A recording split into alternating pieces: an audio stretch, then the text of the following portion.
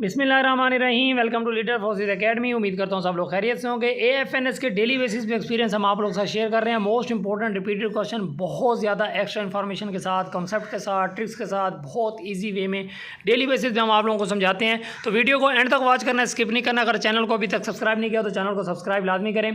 देखो question number 1 है, कहता है transformer works on the principle of. Transformer जो है वो किस प्रिंसिपल के थ्रू वर्क करता है?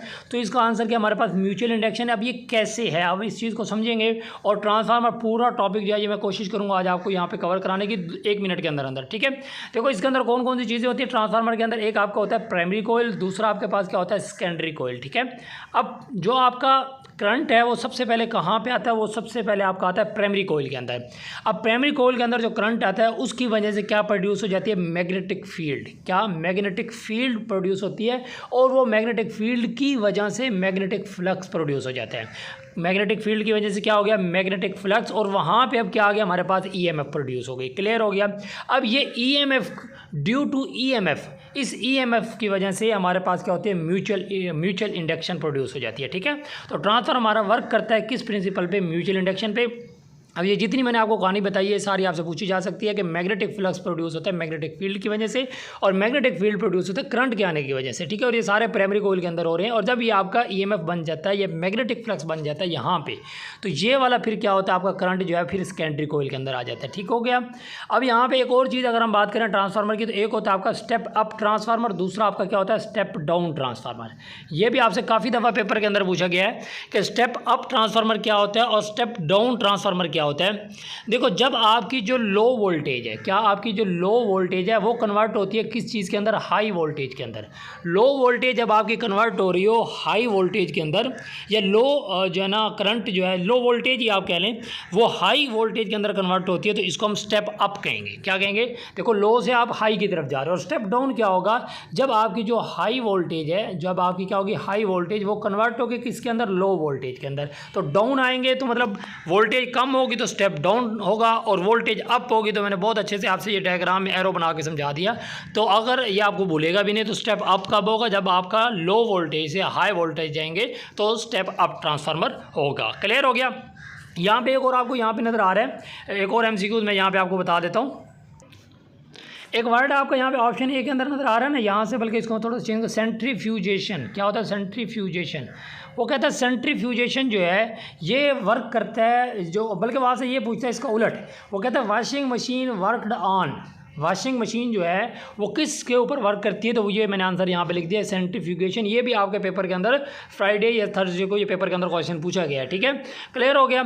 और इसके अलावा मेरे ख्याल से यहाँ पे कोई क्वेश्चन या स्टेप ट्रांसफार्मर को मैंने बहुत अच्छे से एक्सप्लेन कर दिया। ठीक है, मजीद यहाँ पे इसको नीचे से हम थोड़ा सा इसकी रीडिंग कर लेते हैं जो मैंने एक्स्ट्रा इन्फॉर्मेशन ऐड किया। Transformer change voltage using the principle of mutual induction. किस प्रिंसिपल की वजह से? म्यूचुअल इंडक्शन की वजह से between primary and secondary coil. Clear हो गया? ये मैंने आपको बहुत अच्छे से समझा लिया। अगर आपको हमारी वीडियो पसंद आ रही है, बेहतरीन और ऑथेंटिक तैयारी करनी है, तो व्हाट्सएप नंबर आपको हमारी स्क्रीन पे नज़र आ रहा है, तो आप इस व्हाट्सएप नंबर पे कांटेक्ट करें। 0328733347 ये नंबर आपको स्क्रीन पे नज़र आ रहा है। तो इस नंबर पे आप कांटेक्ट करेंगे तो इंशाल्लाह ताला आपको फ्री व्हाट्सएप ग्रुप के अंदर भी ऐड किया जाएगा और बेहतरीन ऑथेंटिक नोट्स भी आपको प्रोवाइड किए जाएंगे। क्वेश्चन नंबर 2 वो क्या कहता है? The most prominent structure of bacterial cell is. Bacterial cell का जो मोस्ट प्रोमिनेंट स्ट्रक्चर है वो क्या होता है? देखो यहाँ पे मैं आपको एक चीज़ बता दूँ, बैक्टीरिया के अंदर ना सारी चीज़ें जो है ना वो एब्सेंट हो सकती हैं, सारी चीज़ों की गैर मौजूदगी हो सकती है, लेकिन डीएनए वहाँ से कभी भी मिस नहीं हो सकता। डीएनए वहाँ पे हर हाल में मौजूद होता है। क्यों? ये रीज़न मैंने यहाँ नीचे लिखी भी है। कहता है डीएनए क्या है? हमारा जेनेटिक मटीरियल है and always present in bacterial cell. Clear हो गया? तो डीएनए हमारे क्या है? एक जेनेटिक मटीरियल है, ये हर हाल में मौजूद होता है। सारी चीज़ें यहाँ से एब्सेंट हो जाएंगी बैक्टीरिया से, लेकिन यहाँ पर ये एब्सेंट नहीं होगा। क्लियर? अच्छा, एक और चीज़ यहाँ पे इससे रिलेटेड एक और क्वेश्चन भी आपसे पूछा जाता है, पूछा गया कई दफ़ा। वो कहता है कि आफ्टर डीएनए, देखो सबसे पहले तो डीएनए है कि डीएनए तो हर हाल में मौजूद होगा ही होगा, बाकी सारी चीज़ें गैर हाजिर हो सकती हैं, ये नहीं हो सकता। लेकिन डीएनए के बाद क्या कोई ऐसा और भी है ऐसा और भी कोई सेल है जो क्या है कि वहाँ पे हर हाल में मौजूद होते हैं, ठीक है, वो कौन सा है? तो after DNA most prominent structure of bacteria, इस तरह का आपका क्वेश्चन पूछा जाता है, तो वो कौन सा है? ऑप्शन बी के अंदर आपको नज़र आ रहा है राइबोसोम। ये आफ्टर डीएनए जो सबसे ज़्यादा प्रोमिनेंट स्ट्रक्चर है बैक्टीरिया का, वो कौन सा है? वो राइबोसोम है। क्लियर हो गया? आफ्टर डीएनए हो तो राइबोसोम, और अगर जैसे यहाँ पे पूछा गया है द मोस्ट प्रोमिनेंट स्ट्रक्चर, तो फिर हमारे पास क्या होगा? फिर डीएनए होगा। क्लियर हो गया? तो उम्मीद है ये आपको अच्छे से समझ आ गया। इसके अलावा बैक्टीरिया से रिलेटेड आपसे काफ़ी क्वेश्चन पूछे गए हैं। एक और क्वेश्चन भी आज के पेपर में पूछा गया, यहाँ पे मैं ऐड करना भूल गया हूँ। तो उसने कहा है कि बैक्टीरिया को किसने डिस्कवर किया, तो उसका नाम उसने पूछा था। तो ये आपके पास क्या है? वैन, LEE, वैन ली, इस तरह का इसका नाम है, यू, और वैन HOCK, ठीक है, ये इसके स्पेलिंग है। तो ये वो बंदा है जिसने बैक्टीरिया को क्या किया था? डिस्कवर किया था। ये भी आपको इसका नाम अच्छे से याद होना चाहिए। इसके अलावा आपको बैक्टीरिया की डिजीज़ वगैरह, बैक्टीरिया के अलावा और भी काफ़ी सारी डिजीज़ हैं जो आपको पता होनी चाहिए कि कौन सी डिजीज़ जो है वो किस चीज़ की है, ठीक है। मैंने आपको पहले भी बताया था कि बैक्टीरिया जो है, इसके अलावा जैसे मलेरिया है, मलेरिया को किसने डिस्कवर किया था? तो ये भी आपसे पूछा गया। मलेरिया को डिस्कवर करने वाले कौन है? वो है रोनाल्ड रोस उसका नाम है, ठीक है। और मलेरिया जो है ये क्योर्ड बाय, किस चीज़ से इसका इलाज किया जाता है? तो ये भी आपका एक क्वेश्चन पूछा गया है। तो ये क्योर्ड, इसका इलाज किस चीज़ से होता है? क्लोरोक्वीन से इसका इलाज किया जाता है। Malaria is cured by, malaria का इलाज जो है ये किस चीज़ से होता है? क्लोरोक्वीन से। ये क्लोरोक्वीन जो है ये एंटी मलेरिया, ये क्या है? एंटी मलेरिया, जो मलेरिया को क्या करता है? ख़त्म करता है, ठीक है। इसके अलावा मलेरिया किस चीज़ को इफेक्ट करता है? ये भी तो आपसे पूछा जा सकता है। मलेरिया हमारा किस चीज़ को इफेक्ट करता है? लीवर को इफेक्ट करता है हमारा। और इसके अलावा किस चीज़ को करता है? स्प्लीन को करता है, जो हमारी तिल्ली होती है, ठीक है, स्प्लीन, SPLEEN, स्प्लीन को जो है ना ये जो है ना वो करता है, ठीक है। क्लियर हो गया? तो इस तरह जितनी भी आपकी जो है ना डिजीज़ हैं वो आपको अच्छे से आनी चाहिए। ये आपसे पेपर के अंदर बहुत ज़्यादा डिटेल के अंदर पूछी जाती हैं। क्लियर हो गया? इसके अलावा भी काफ़ी सारी जो डिजीज़ हैं वो मैंने आपको बहुत जो है ना डिटेल के अंदर पहले भी पढ़ाई हुई है। तो पुराने हमारे एक्सपीरियंस भी आप लोग लाजमी देखा करें, लाजमी उसको देखें, वहाँ पे भी हमने बहुत ज़्यादा डिटेल के साथ आपको क्वेश्चन समझाए हुए हैं। तो अगर आप जैसे हमारे एक्सपीरियंस ही देख लेंगे तो इंशाल्लाह आपको मैक्सिमम क्वेश्चन यहीं से आ जाएंगे, ठीक है। हर क्वेश्चन की हम कोशिश करते हैं कि साथ जितना हो सके उसकी ज़्यादा से ज़्यादा हम आपको डिटेल बताएँ, ठीक है। बाकी आप मज़ीद बेहतरीन नोट्स और जो है ना फ्री व्हाट्सएप ग्रुप हमारा ज्वाइन करना, जहाँ हम आपसे टेस्ट भी लेते हैं, तो हमारा व्हाट्सएप नंबर आपकी स्क्रीन पर। क्वेश्चन नंबर 3 हमारे पास क्या है? Silica is obtained from, silica जो है ये किस चीज़ से ऑब्टेन की जाती है? सैंड से ऑब्टेन की जाती है। क्लियर हो गया? नेक्स्ट कहता है bacteria having tuft of flagella at the end, at one end are called. One end पे अगर जो है ना वो हो, तो ये आपका जो फ्लैजिला है ना, फ्लैजिला, इसकी टाइप्स होती हैं, ठीक है। ये मैंने सारी टाइप्स यहाँ पे बता दी हैं आपको, ठीक है। तो उसकी एक एंड पे अगर जो है ना वो आपका मौजूद हो तो उसको लोफोट्रोफिक जो है ना ये नाम है इसका, ठीक है। क्लियर? Option C. नीचे जो है ना ये मैंने बता दिया, नो फ्लैजिला होगा तो ये आपका ये वाला है, ठीक है। और फ्लैजिला ऑल ओवर सरफेस, पूरी सरफेस पे जो फ्लैजिला होगा तो उसको पेरिट्रिकस कहते हैं, ठीक है। और अगर उसकी एक एंड पे होगा तो ये अभी हमने, ये हमारा क्वेश्चन है यही है ऑप्शन सी के अंदर। और अगर उसकी दोनों एंड पे होगा, ईच एंड पे, उसकी हर एंड के ऊपर मौजूद होगा तो उसको हम क्या बोलेंगे? एम्फिट्रिक कोकस, ठीक है। क्लियर हो गया? तो ये आपने इस पूरा टॉपिक जो है ना आपका ये फ्लैजिला जो है ना ये कहाँ पे होता है, ये पूरा ये टॉपिक है, इसकी जितनी भी टाइप्स हैं, ये 4 टाइप्स हैं इसकी। और मैंने ऑप्शन के अंदर भी वही 4 ही लिखी हैं। आज के पेपर में आपका ये ऑप्शन सी वाला पूछा गया था कि वन एंड अगर उसका हो तो वहाँ पे जो है ना वो क्या होगा उसका नाम। तो ये आपको मैंने सारे बता दिए, अगर कोई भी यहाँ से पूछा जाए तो आपको अच्छे से क्लियर हो जाएगा, ठीक है। नेक्स्ट हम क्वेश्चन की तरफ चलते हैं। कहते हैं मीजलेस इज कॉज्ड बाय, जो मीजलेस है ये किस चीज़ से कॉज होती है? ये वायरस है, वायरस से ये इसका जो है ना इलाज किया जा सकता है, ठीक है। इसकी वजह होती है, बल्कि काज पूछी उसने। तो ये वायरस का पूरा नाम भी आपसे समटाइम्स जो है पूछा जाता है, मोरबिली वायरस या मीजल वायरस इसको बोलते हैं, ठीक है। मोरबिली वायरस भी ऑप्शन में हो तब भी ठीक है, मीजल वायरस भी हो, अकेला वायरस भी हो तब भी ठीक है। क्लियर हो गया? तो उम्मीद करते हैं यहाँ तक आपको क्लियर हो गया होगा। अच्छा, इसके अलावा जितने भी आपके, मैंने पहले भी कहा है, जितनी भी डिजीज़ हैं ये आपको अच्छे से आनी चाहिए, ठीक है। जैसे आपसे काफ़ी डिजीज़ पूछी गई हैं, ठीक है। जैसे उसने, अच्छा एक और चीज़ अभी हमने पूछा, यहाँ पे पढ़ा है क्वेश्चन नंबर 3 के अंदर, ये क्वेश्चन नंबर 3 में ये सिलिका है, सिलिका, ठीक है। एक आपसे उसने ये क्वेश्चन पूछा था, एक मेरे दिन में भी आया, उसने पूछा था स्लीवा। उसने कहा कि ये जो स्लीवा है ये कहाँ पे प्रोड्यूस होता है? ये जो स्लीवा है ये कहाँ पे प्रोड्यूस होता है? ये हमारे माउथ के अंदर प्रोड्यूस होता है, ठीक है। ये हमारा जो माउथ के अंदर होता है, ठीक है। ऐसी वो क्या कहता है उसको, थूक टाइप जो है, तो इसको हम बोलते हैं स्लीवा। ये माउथ के अंदर प्रोड्यूस होता है और ये सिलिवरी ग्लैंड जो है वो इसको प्रोड्यूस करता है, ये भी आपसे पूछा गया कि ये जो स्लीवा है ये इसको कौन प्रोड्यूस करता है, ये सलीवरी ग्लैंड, सलाइवरी ग्लैंड, ये सलीवरी ग्लैंड जो है ये क्या करता है, इसको प्रोड्यूस करता है। ये भी आपको याद होना चाहिए, ठीक है। इसके अलावा बाकी जितनी भी डिजीज़ हैं आपकी, जैसे हाइपेटाइटिस डिजीज़ है, ये किस चीज़ की डिजीज़ है, तो आपको कहेगा लीवर की डिजीज़ है, ठीक है। लीवर का भी हमने पढ़ा।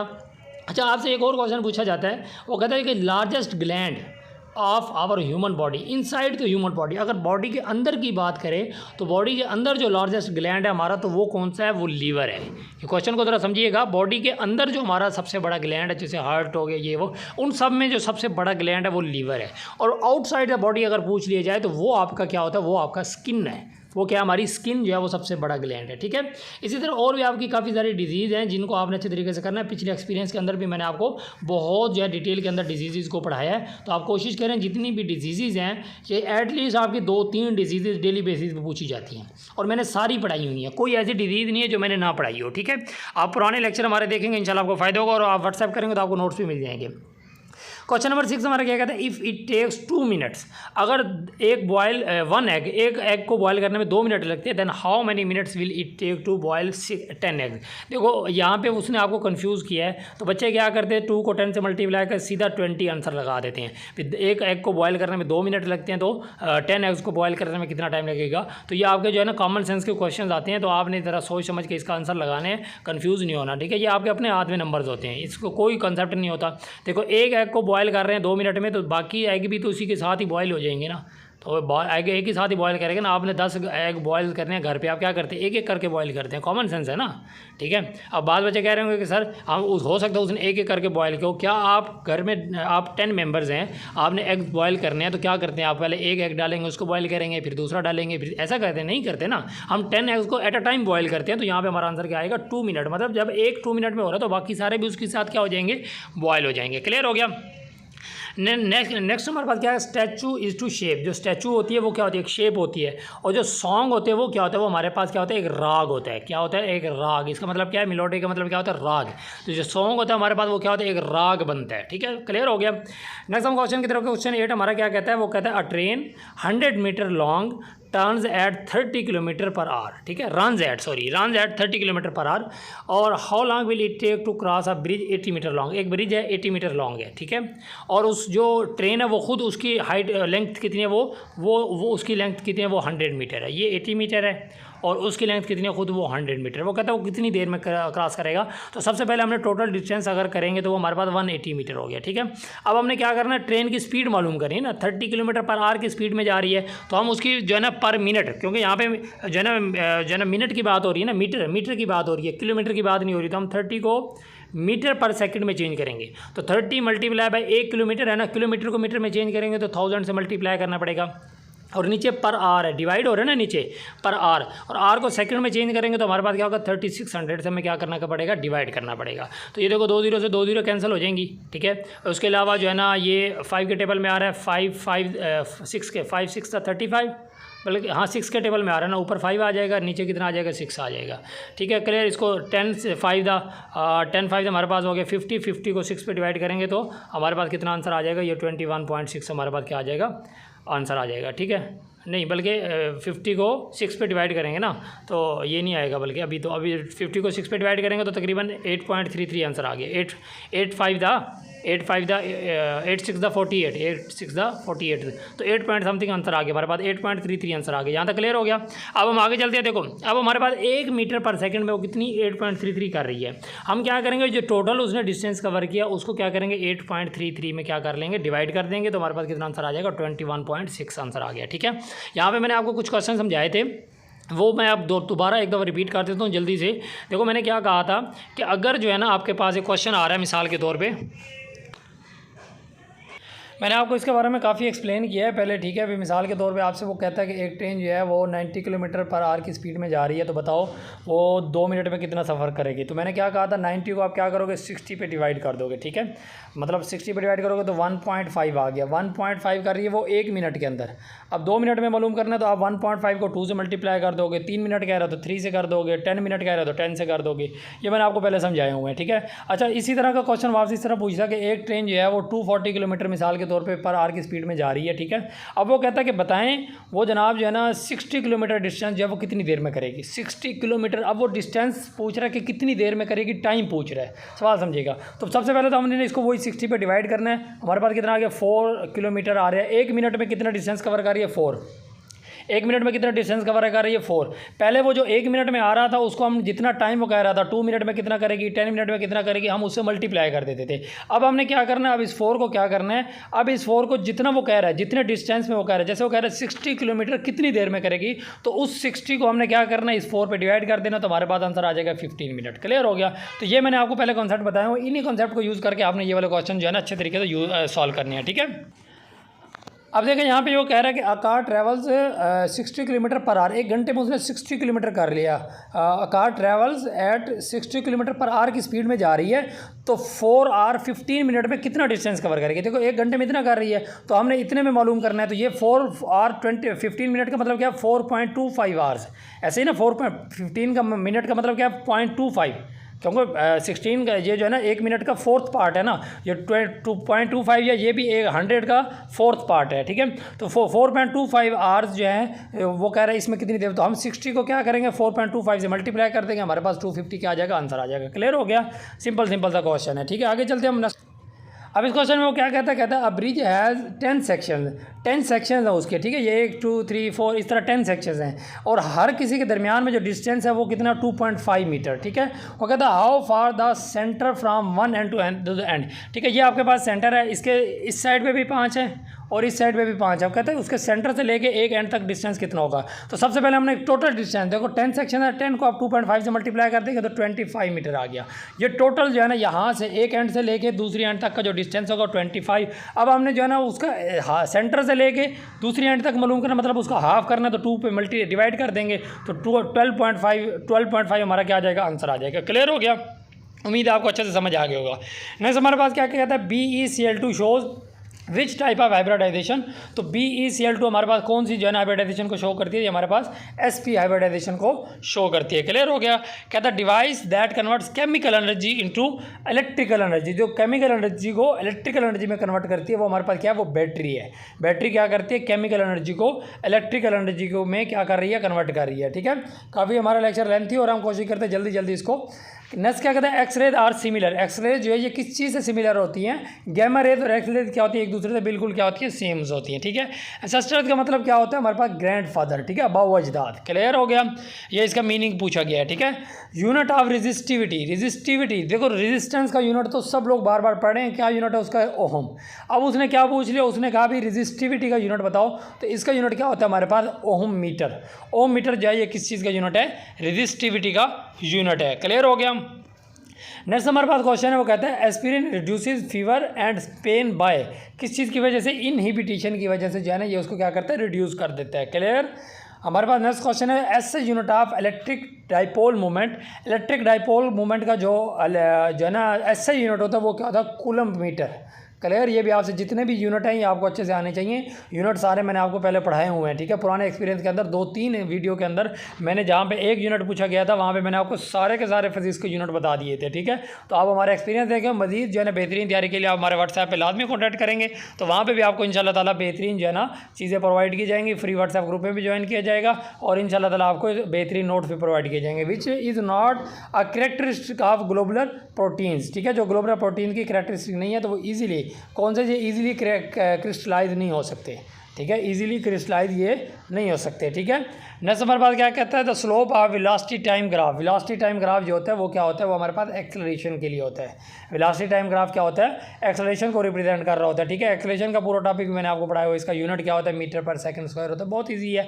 पॉजिटिव एक्सेलरेशन क्या होता है, जब आपकी स्पीड इंक्रीज हो रही है, तो पॉजिटिव एक्सेलरेशन जब स्पीड डिक्रीज हो रही है तो क्या होता है हमारे पास, वेलोसिटी, सॉरी स्पीड की बजाय वेलोसिटी का वर्ड यूज़ करना है आपने। जब वेलोसिटी डिक्रीज हो रही है तो हमारे पास क्या होता है, नेगेटिव एक्सेलरेशन। और ये हमारे पास क्या होता है, एक वेक्टर क्वांटिटी एक्सेलरेशन, ठीक है। स्पीड हमारे पास स्केलर क्वांटिटी है, डिस्टेंस भी स्केलर है, डिस्प्लेसमेंट और वेलोसिटी जो है ये वेक्टर क्वांटिटी है, ठीक है। नेक्स्ट हमारे पास क्वेश्चन क्या है, देखो which gas is release during photosynthesis. Photosynthesis के दौरान कौन सी गैस जो हमारे पास रिलीज होती है, ऑक्सीजन रिलीज होती है, ठीक है। इससे रिलेटेड उसने आप जो है ना डाइजेस्टिव सिस्टम जो है, या बल्कि उसने एक दफ़ा पूछा है आपसे, उसने पूछा रेस्पिरेटरी सिस्टम, उसने कहा रेस्पिरेटरी सिस्टम के अंदर कौन सी गैस जो है वो रिलीज़ होती है और कौन सी गैस जो होती है वो अंदर जाती है। ठीक है, तो आपने ये याद रखना। तो ऑक्सीजन जो होते हैं ना हम इन कर रहे होते हैं और कार्बन डाइऑक्साइड क्या कर रहे होते हैं, मतलब क्वेश्चन को थोड़ा सा घुमा के पूछता है। ये चीज़ें सबको पता है, ठीक है, मैं ये नहीं कह रहा किसी को नहीं, सबको पता है, लेकिन थोड़ा सा घुमा के पूछ रहा होता है। और रेस्पिरेटरी सिस्टम के अंदर जो है ना आप जो रेस्पायर कर रहे होते हैं ना, ठीक है, रेस्पिरेटरी सिस्टम प्रॉपर क्या होता है। उसने ये भी पूछा है कि सबसे पहले जो है ना आपकी जो ऑक्सीजन है वो कहाँ जाती है, नेजल कैविटी के अंदर जाती है। कहाँ जाती है, नेजल कैविटी के, फिर नेजल कैविटी के बाद कहाँ जाती है, ट्रैकिया के अंदर जाती है। कहाँ जाती है, ट्रैकिया के अंदर। ट्रैकिया के बाद ये कहाँ जाती है, ब्रोंकी के अंदर। कहाँ, BRONCHI, ठीक है, BRONCHI, ठीक है, ब्रोंकी के अंदर। फिर ब्रोंकी के बाद कहाँ जाती है, ब्रोंक्यूल्स के अंदर। किसके अंदर, ब्रोंक्यूल्स के अंदर। और ब्रोंक्यूल्स के अंदर कहाँ, उसके बाद कहाँ जाती है, एल्वियोली।